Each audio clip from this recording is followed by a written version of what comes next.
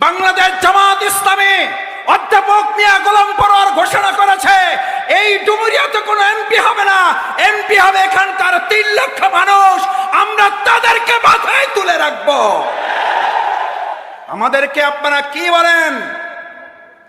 এই সব কথা বলে আমরা নিজেরা নিজেদেরকে রাজনীতিতে আরো অনেক ধাপ পিছিয়ে নিচ্ছি।